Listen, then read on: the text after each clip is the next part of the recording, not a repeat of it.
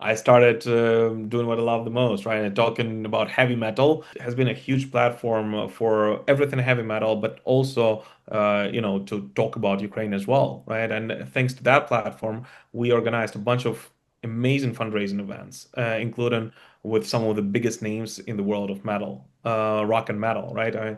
It all started in 2022 with a project called Metal Stands with Ukraine. Musicians from all over the world were sending me short clips of them supporting Ukraine, basically, just voicing their support. And I was compiling this into videos and uploading them on the channel, including with Judas Priest, Rob Halford. He's a huge supporter of Ukraine, which is amazing.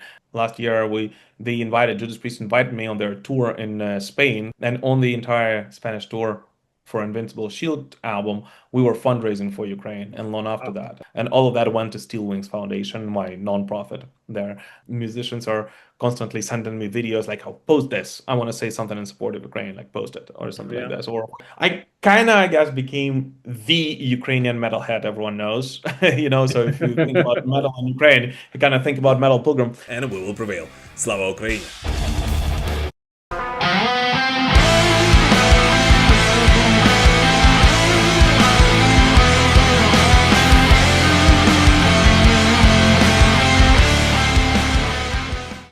Welcome to Talking Ukraine in English.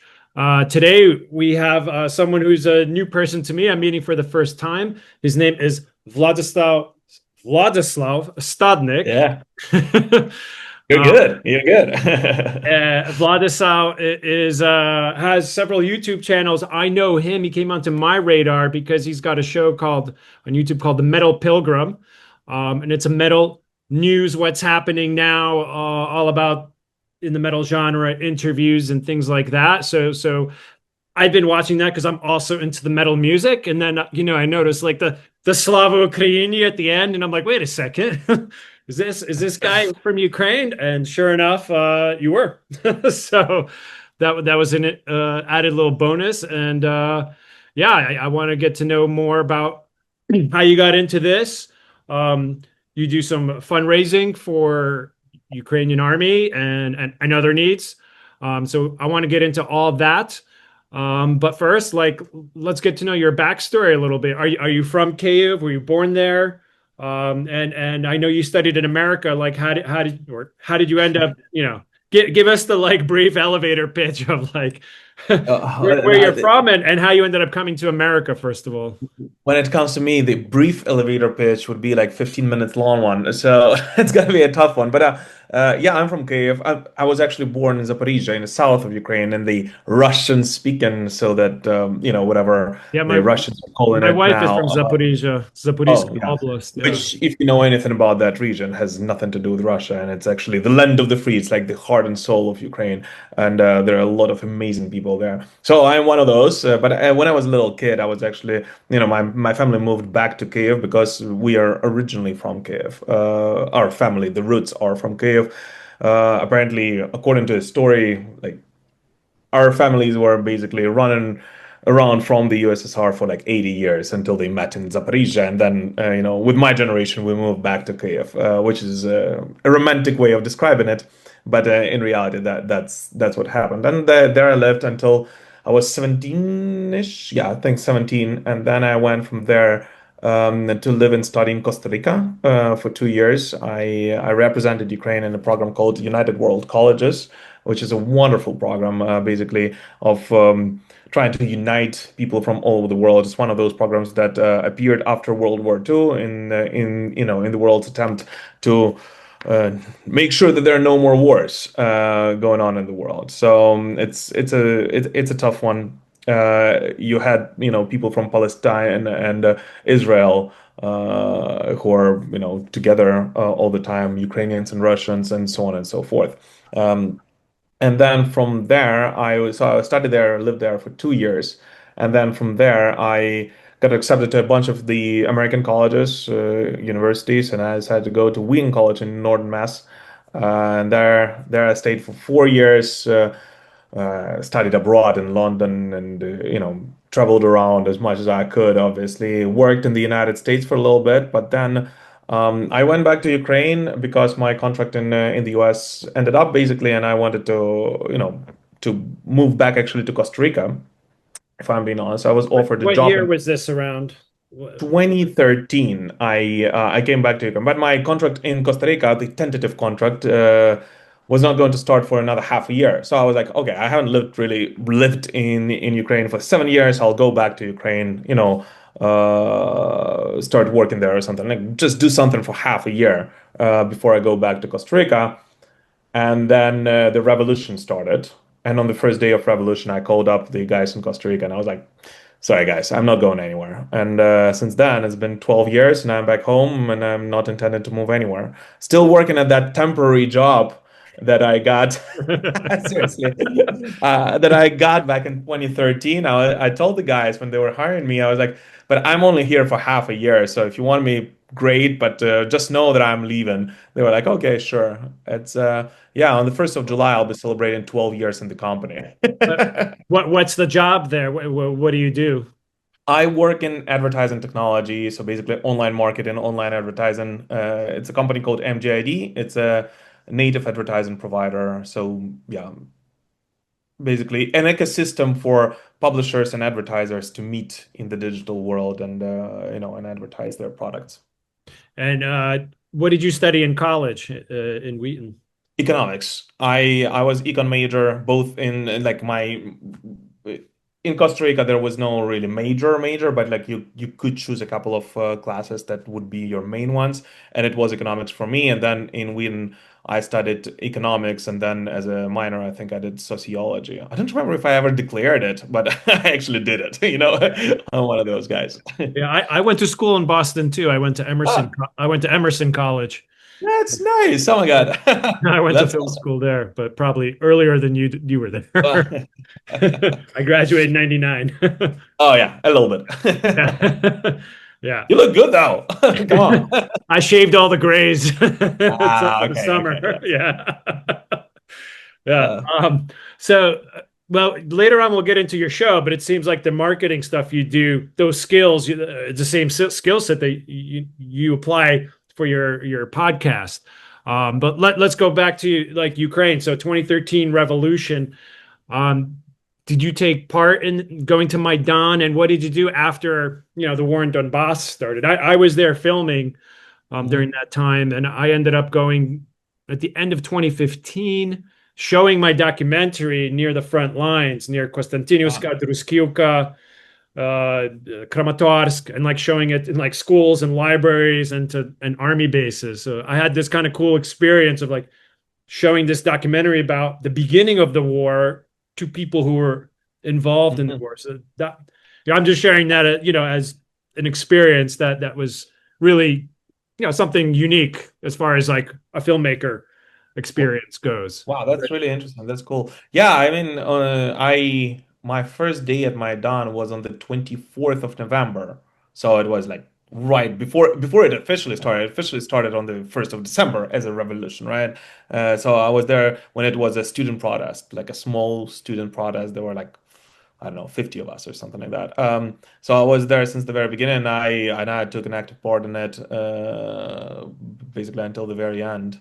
I was there every day. I never had, to spend the night there unless there was something hot going on there. So, but because I'm from Kyiv, I would just go back home and then come back after work Yeah. almost Yeah. every day. Yeah. So I was there. I was there for pretty much the entire thing. Afterwards. I'll be honest with you, I haven't a lot of my friends from Maidan they went to Donbass. They started, like doing what we had to do back then. But I started volunteer work pretty much right away. I didn't go. I started volunteer work. One of the strengths that I have is I'm fluent in a bunch of languages, which is, always helpful. And B, I really know how to market things and how to basically fundraise in the end, right? So that's those are the skills that I try to utilize the most, and that's where I started my volunteer group um, back in 2014. In March of 2014, that's when we started. But we never really registered as an official NGO until the big war started. And is that the Steel Wings group? Steel Wings, yeah. I mean, it wasn't a Steel Wings It wasn't until called that 2024. It then. was It 2020. evolved into that. Yeah. Yeah, yeah. Basically, yeah. So, so you've been in Kyiv the whole time, and like you were there when the war started in 2022. Can you? I That's that's a really interesting thing. I wasn't actually in Kyiv when the war Okay. started in 2022, because with my degree, with my belief in the, you know, rationality of people and in economic process. Don't forget that I'm an economics major, right? I mean, and whenever I view world events, I usually view them through the prism of economics, right? Is it logical in terms of economic? Like, is it beneficial for which parties and so on and so forth? So even a couple of days before the big invasion started, I actually, as an economics major who studied in the United States, who lived, all across the world, I did not believe that the full invasion Yeah. would go. Me I'll neither. be honest. Me I neither. was one No. of those. No, I was I one of like. those people. You can laugh at me as much as you want now, right? I knew that something was cooking, right? I mean, I knew that Russia is messed up, Putin is messed up, and we were at war, right? By then for like 10 years already, or what was it, 8 years, right? I mean, 8 years already. So I mean, there was clearly something going on. I was thinking about, possibly and not another active, kind of active stage of or activization somewhere in Donbass region, something, like some provocations or something like this, Yeah. that would happen, right? But a full-scale invasion, I mean, in 21st century, I really didn't believe it. I thought it was another hybrid thing that they would try to do. So I was like, I told my family, and we bought the tickets to go skiing in Bukovel. For those who don't know, it's in Carpathian region in Ukraine, right? A ski resort in Ukraine. And I bought the tickets for my entire family like half a year in advance or something like that. We usually get them in summer because it's much cheaper. And I was like, guys, come on, relax. We are all going skiing. Like, I mean, we will, everything's gonna be okay. Anyway, if not, we come back. And then it started while we were there on the mountains, right? And then we came back first to Lviv. I brought my family to Lviv, organized another hub there, basically for our volunteer organization. That's where we were receiving all of the aid from outside of Ukraine. That's where we're accumulating it and then basically driving it to different parts of So Ukraine. you sort of already had a bit of an infrastructure on getting aid, receiving aid, and delivering aid from what you No, had the thing been is, the thing you need to understand is that before 2022, and especially in the latter years, since like 1920 to 1922, or 2020 to 2022, you didn't really. I mean, your volunteer work kind of like a and frozen conflict. I mean, it was like we would Like, get binoculars once every 2 weeks to someone, yeah. or something like. But I knew all the people, obviously, right? I mean, we were in chat groups with all the other volunteers who were helping out. So it was very easy for us to organize, like very easy, right? I mean, in the first hours, we were on like WhatsApp groups or Facebook groups, and we were organizing.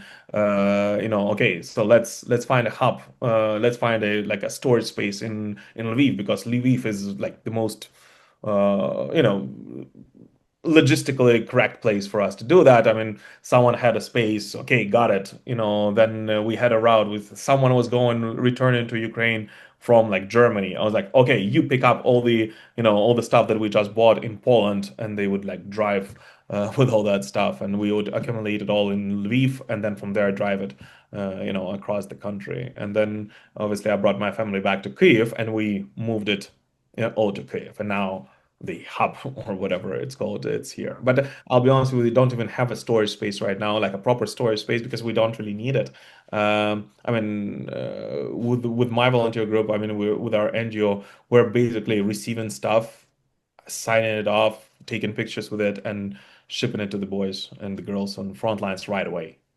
We try to not keep the stuff, in one What place kind of for stuff are you getting now? mostly drones. Yeah. Mostly drones. So we're not receiving, we never really received any donations except for a couple, of stuff from outside of Ukraine. I'm not one of those NGOs. Usually we are fundraising money to official accounts. And then with that money, we buy stuff and then deliver it to the boys and girls on the front lines.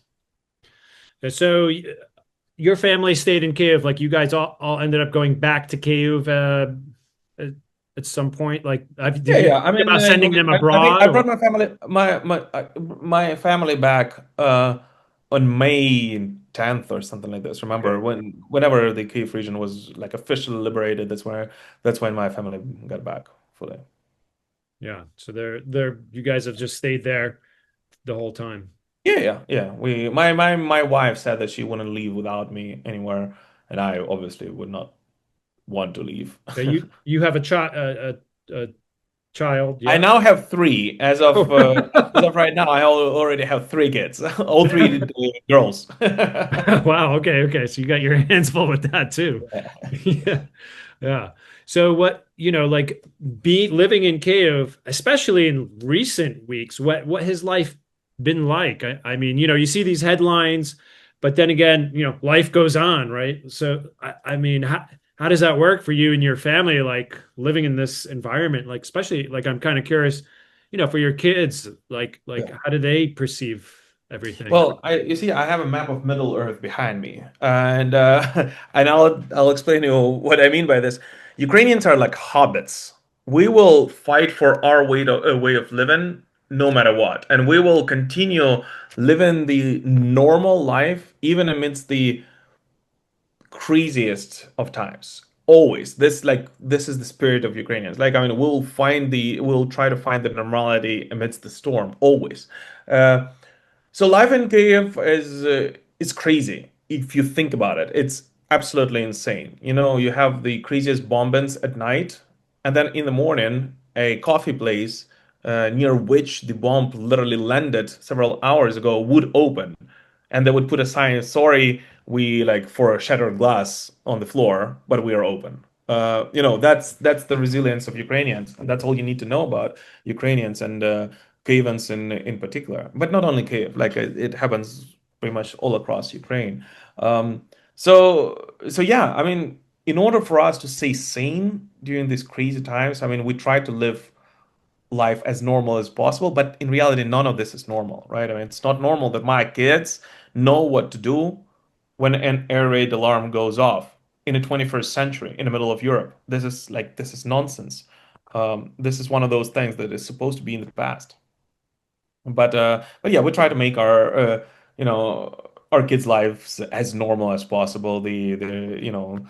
My eldest daughter, she's doing cheerleading, right, and almost professionally now. She's like really good at it.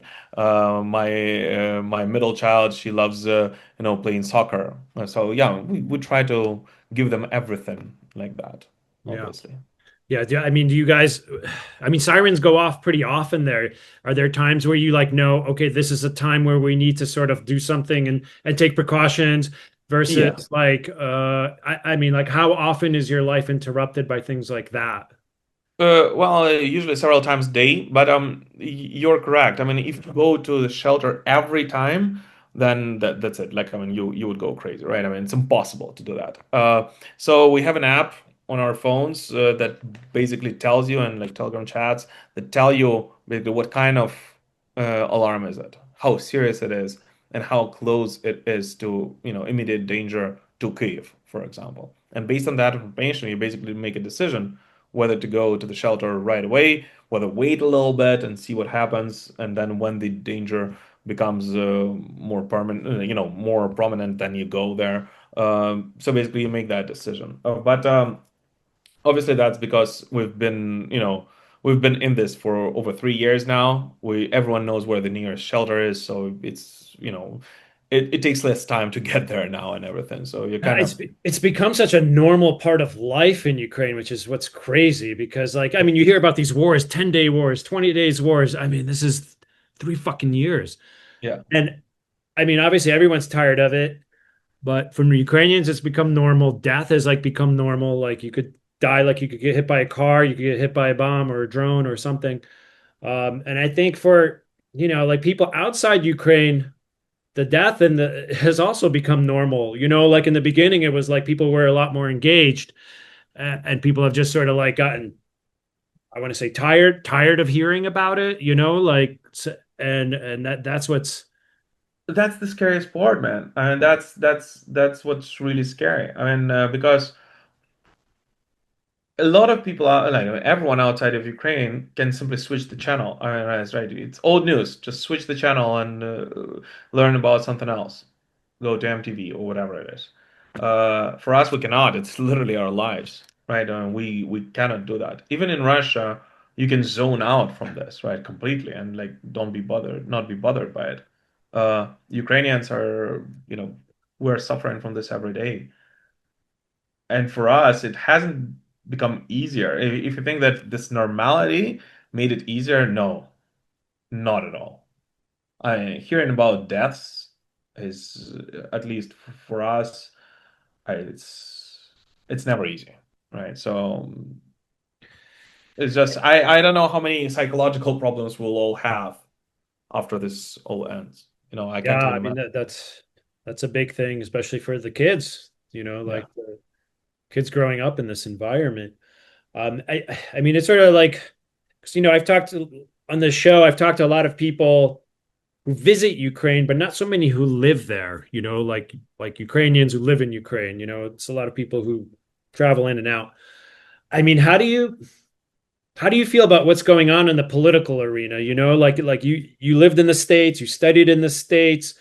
I imagine you found a lot of like amazing people there and enjoyed your Yeah. time there. That's why you stayed so long. But now what's going America was Ukraine's biggest ally, and now all of a sudden, it seems like Putin and Trump are working together.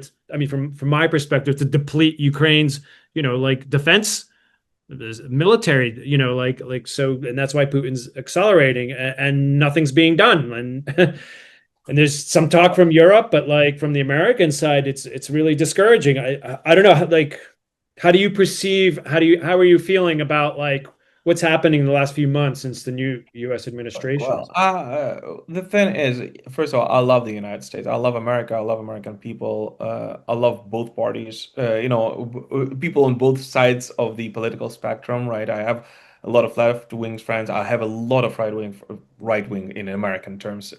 Friends, everyone in between. I went to Boston, and we had like to school in Boston. We had people from all over the United States there. So I equally value e- all of them, right? I mean, when it comes to American support to Ukraine, well, I only hope that it will not uh, go down and it will pick up, right? I mean, I obviously there were a lot of things which grabbed the attention of American political elite in the last couple of months and in last couple of weeks, especially with Israeli Iranian war, right? But I really hope that uh, with the success of this war, whatever, however you call it, right? I mean, all the eyes now will be on Ukraine, and both parties, both the Republicans and Democrats, will be able to kind of unite their forces in fighting what is actually the biggest evil on the planet, those being Putin's Russia. So I only can hope for it. We'll Yeah, see. I just, I don't hear Trump framing it as the biggest evil on the planet. That's what bothers me. He just doesn't Right. The criticize. thing is, I'm cautiously optimistic. I'm one of those people. I'm always an optimist, and this is one of the things about Ukrainians. You have to be, otherwise you get crazy, right? So I honestly hope that it is just his way of trying to leave a small door for a conversation with Putin of some sort open.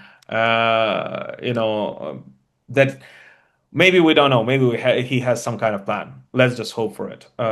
So, let's see. Let's see what happens there. I also don't see it. I also don't hear it, but maybe there's something we don't know about it. We'll see.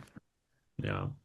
Well, either way, Ukrainians are resilient, and like I mentioned before, they will continue fighting with whatever resources and situation is at hand, because there is no other choice for them. This is one thing that you need to understand. For us, it is a war for our existence. There is no other, like for us, our backs are against the wall. We will fight with sticks, and we did fight Russia with sticks before. Literally, like we had no army in 2014, right? And they've been preparing this war for like dozen of years, right? Like all the accounts and everyone shows that they've been preparing this since 1999. So and they were trying to dismantle our army long before 2014. So in 2014, we were fighting them with no ammunition at all. And even in 2022, in the beginning, I remember collecting money and fundraising for buying, army uniform for our boys. Like Yeah. that's how bad it was. Now it's not, and it won't be, hopefully, right, as bad. So we will fight until our victory, no matter what.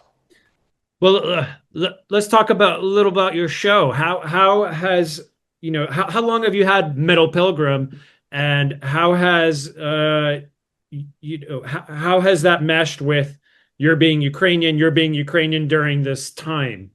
Well, Like I has there had it been since support? the COVID pandemic. If you remember, we were all locked up at home, so no one had anything to do. I started doing what I love the most, right? And talking about heavy metal, and I started inviting metal artists on the show, just basically conducting interviews with them, and then it grew into something bigger. And then in 2022, when the big war hit, well. First of all, for the first couple of months, I didn't talk about heavy metal on the show at all, obviously, for obvious reasons. I was trying to basically deliver information about what's going on in Ukraine right here on the ground.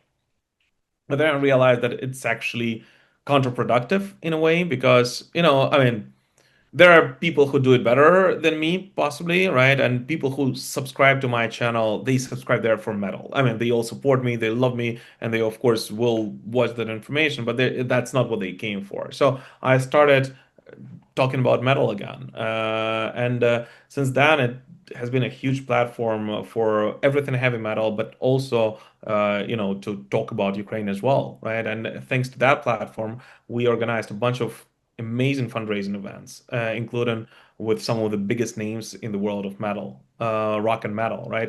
It all started in 2022 with a project called Metal Stands with Ukraine, where musicians from all over the world were sending me videos of support.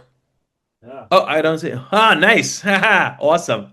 That's awesome, man. Uh, so yeah, where musicians from all over the world were sending me short clips of them supporting Ukraine, basically is just voicing their support. And I was compiling this into videos and uploading them on the channel, and it's got like tens of thousands of views, obviously, right? And then when I started doing like proper content on the show again, since then we did a bunch of amazing fundraising campaigns, including with Judas Priest, Rob Halford.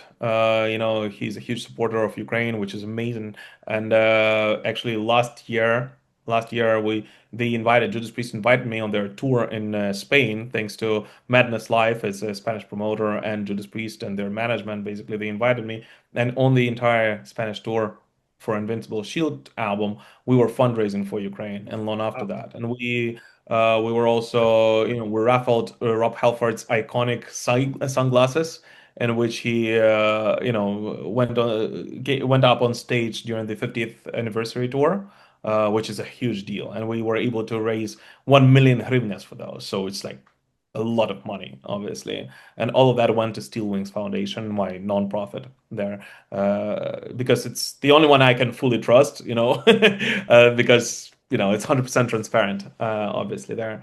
But they're by far not the only ones. Doro Pesh has also contributed quite a lot of cool stuff, unique stuff that we're ruffling on the show right now. A lot of musicians are constantly sending me videos like, "Oh, post this. I want to say something in support of Ukraine, like post it," or something like Yeah. this. Or whoever I'm doing interviews with, they are like, "Okay, I want to say a word, like I want to just say Slava Ukraine." Like, for example, Cradle of Filth vocalist Danny Filth. We had during the first interview with him. He was like, "I want to say Slava Ukrainian. Like, can I do that on the show, like specific for your Ukrainian, just like to support your Ukrainian subscribers?" So I was like, "Hell yeah, man, absolutely." So yeah, it's kind of I kind of, I guess, became the Ukrainian metalhead everyone knows. So if you think about metal in Ukraine, you kind of think about Metal Pilgrim first of all. I mean, it's great to hear that like bands like that have been supported because there's definitely some people in the metal scene who are like, keep politics out of metal, like keep that doesn't belong here. This is the funniest thing. If you're screaming, keep politics out of metal, you missed the whole point of freaking metal since the very beginning. Sorry, guys, to break it to you, but rock and roll, heavy metal, punk rock were always political. That's the whole freaking point of it. That's how this music basically appeared. And if you're saying that someone is mixing politics into metal today in 2025 and it was not before, well, listen to Warpix. seriously, one of the first metal songs ever written. Listen to, listen to early Judas Priest. Listen to freaking everything. I mean, listen to thrash metal. It's literally the most Yeah, political. early Uh, Megadeth. I mean, yeah, I mean, Megadeth is literally politics. It's like that. yeah, yeah. It's maybe just not the politics that they want to hear about or interested in. I don't know, but you're right. It's just because if something is like bothering you or your it doesn't match your current view of something, Yeah, your current beliefs, then you're right away trying to keep politics out of metal. Though if it would have matched your beliefs, right. then you would be absolutely okay with it. And Yeah. have you gotten that kind of feedback on your show, like people Oh commenting man, or yeah, something? absolutely, all the time, all the friggin' Yeah, time. And the funniest thing, those are the guys who are not saying anything on the Slaughter to Prevail vocalist page when he's like raising Russian flag and talking about how great Russia is.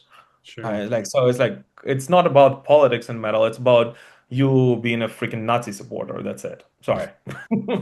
So what other bands like bands that I've come across that have been like sort of like outwardly supporting Ukraine, when I saw Guns N' Roses a couple years ago, they had a big Ukrainian flag Yeah. on the stage.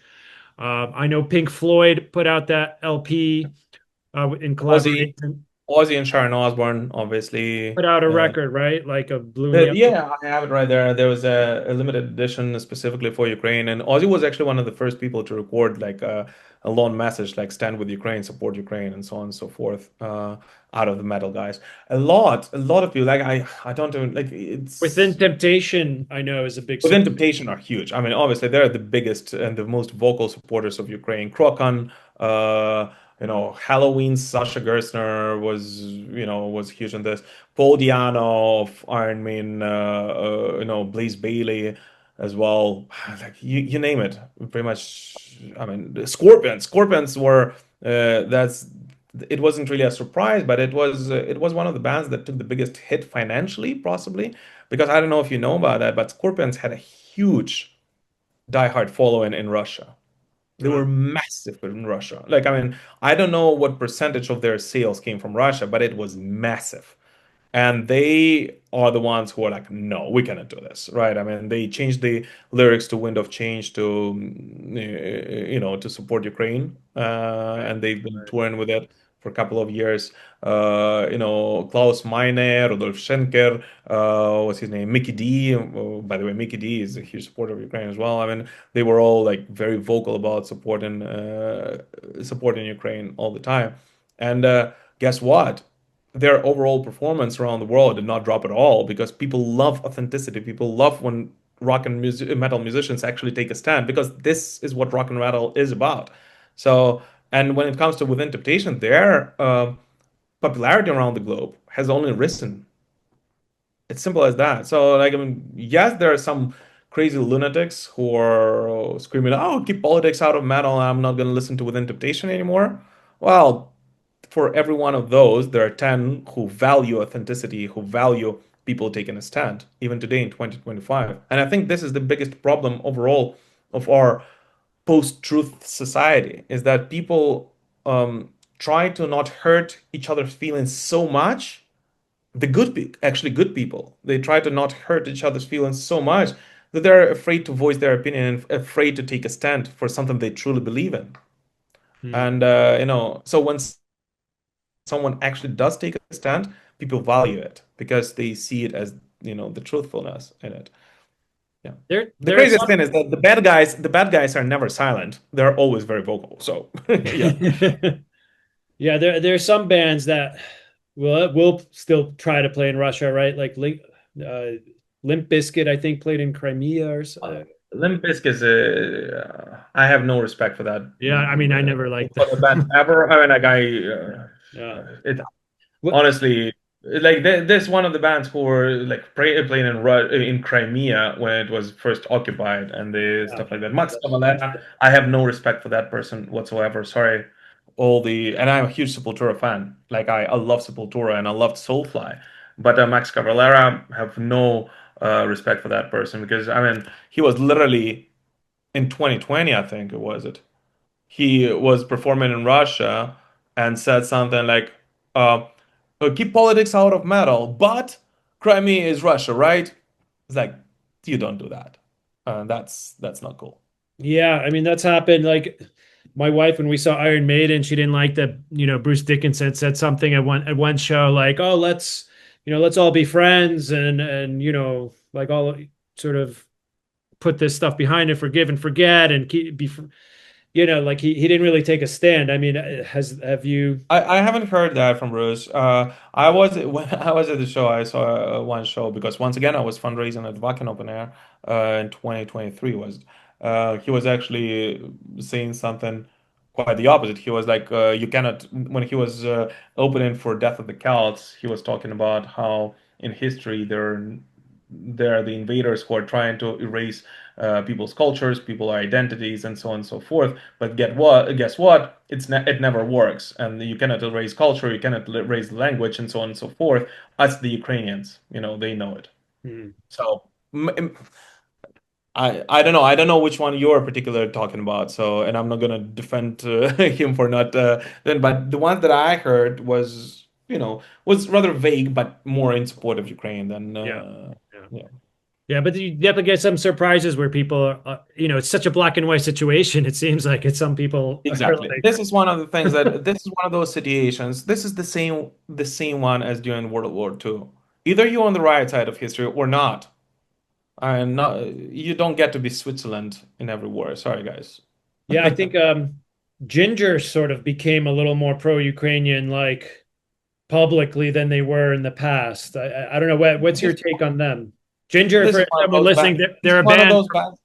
from This is one Eastern. of those bands I'd never talk about with people outside of Ukraine. I'll be honest with you, mostly because, well, in Ukraine, no one really likes them that much because uh, they didn't take the right position right away, and even right now, when they're going out on the road, they benefit greatly from having a black, yellow, and blue, peace sign in the back of them, and selling a lot of merch as a Ukrainian band. But I saw them live, and I didn't see them voicing their support actively Yeah. for Ukraine, except for the first couple of shows. I mean, seriously, if you're out on the road there and you were given a permission by the Ministry of Culture to go out on the road, in support of Ukraine, and you're not saying a word about the war in Ukraine, except for general phrases like, oh, peace, love, and rock and roll. Sorry, but what are you doing there? Can you really call yourself a Ukrainian band or you're a band from Ukraine? There's a big difference, right? Yeah. Yeah. They're from Horlivka, I think. Is that Yeah, right? they're from Horlivka, and I know a lot of amazing people from Horlivka who are right now fighting on the front lines for their hometown, right? And I'm not saying that they should go on the front lines, no, not at all, but at least do your part and try to, support the boys, who are fighting for your hometown. Yeah. I mean, Jadon, Sidhi Jadon has been quite vocal and Yeah, he's he's out great. there Yeah, like he's yeah, absolutely, he's absolutely. amazing. You I guess don't get the chance to go to concerts much any these days, right? Like so you're sort of like watching all this stuff from afar. I know you were looking at the Black Sabbath Birmingham concert online. I was also trying to get tickets for that. And but sort of for you can't really leave the country, right? So you're that Well, world is a bit closed for you right now. well, there's the craziest thing. I called myself Metal Pilgrim because I love going to concerts around the world. That was very ironic. But no, I did visit a couple of concerts thanks to fundraising trips, right? But especially up until today, I'll be honest with you, I left the country 3 times, and 3 times I came back because I left the country specifically to pick up some stuff, fundraise, and then bring back. This is the only way you could really do that.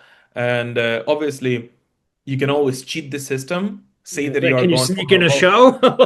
I mean, like, you can just like say that you're going on a volunteer trip and then go Yeah, on a beach. A lot of people are doing, like some people were doing that at least, but I'm not one of those. I cannot justify that. My brother-in-law is fighting the army. One of my best friends is in the army. Like, how the flip will I shake their hands after that, right? I mean, like, I would never do that.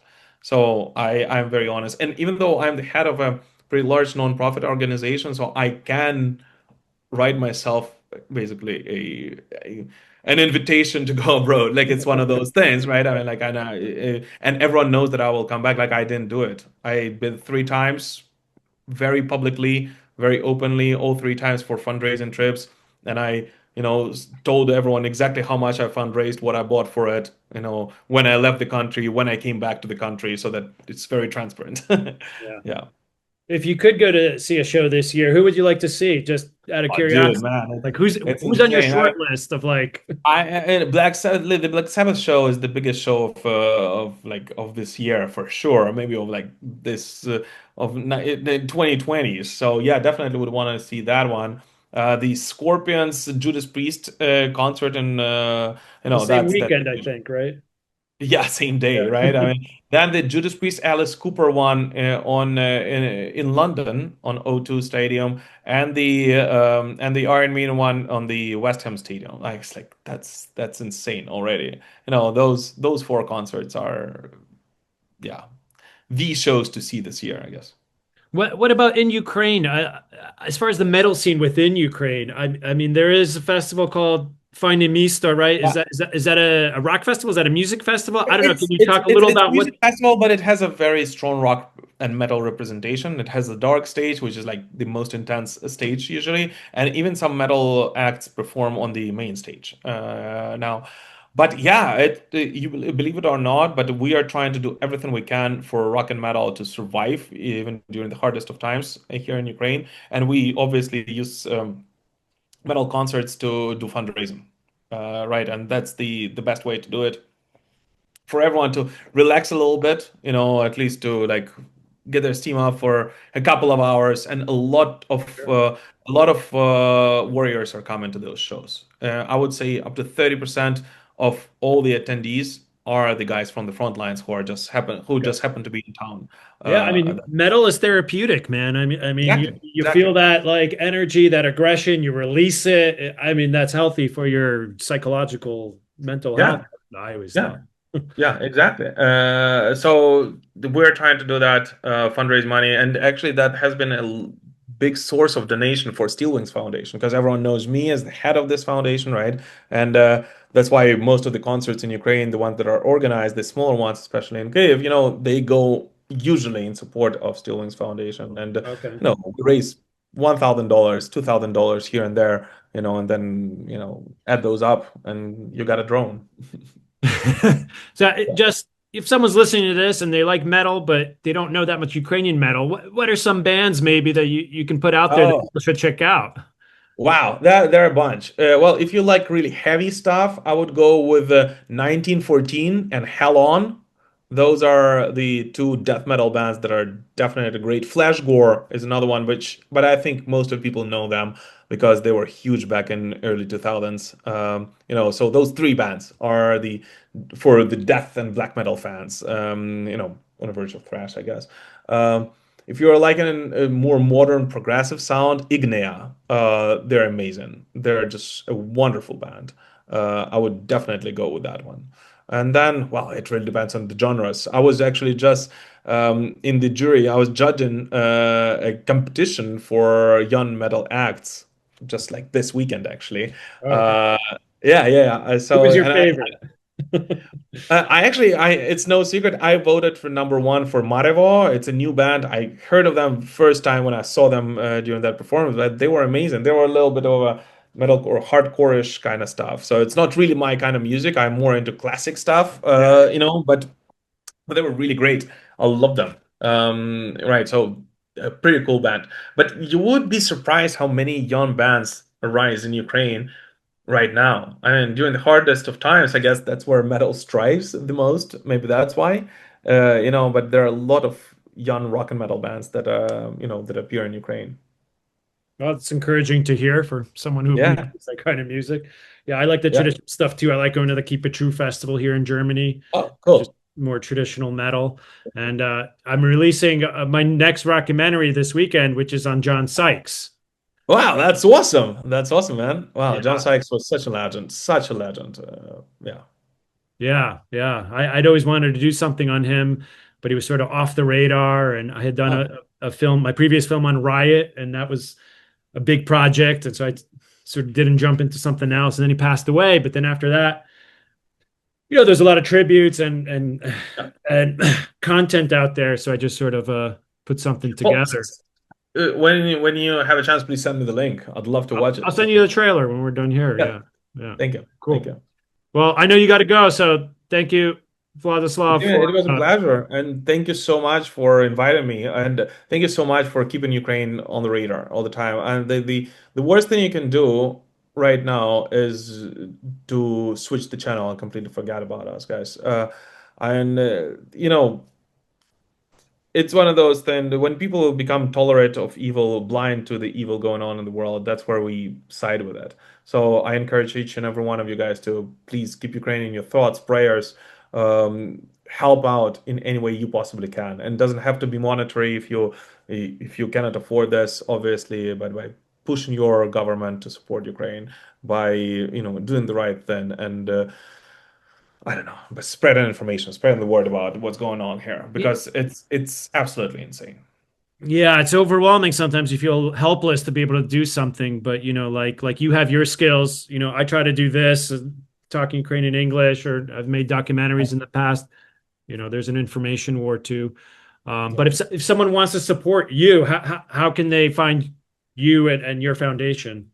Well, it's very easy. Just type in Steel Wings Foundation Ukraine, and you will definitely get the first result in Google. Or just go to steelwings.net, switch to English, and there you get some information about it. Just FYI, we do have different, like we have basically two different sides of the organization. It's either a support for the military, for the boys and girls on the front line, and I'm personally delivering it basically to the guys who are right there. And I know that for sure, or to support civilians who are mostly affected, who are affected by this war, right? I mean, and you can basically choose which one you want to support. If you don't choose, most of the times it will go to the military because those guys need it the most. Sorry.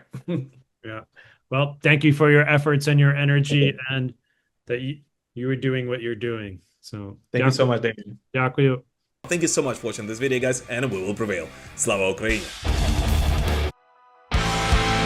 Доки всі сплять, доки сонце іще не зійшло, гине вогонь, догоряє остання лампада, де той літак, що світанком візьме на крило і понесе, там, де небо, тепло і зорепад, доки всі сплять, доки тиша скрипить за вікном, холод весни заповзає в кімнату над ранням, де той вокзал, що покличе сигнальним гудком, і проведе між одвічними вперше й востаннє, доки всі сплять, доки сон обіймає рідню в світлі вогню, ти ледь чутно виходиш з кімнати, сонце встає, йде назустріч наступному дню.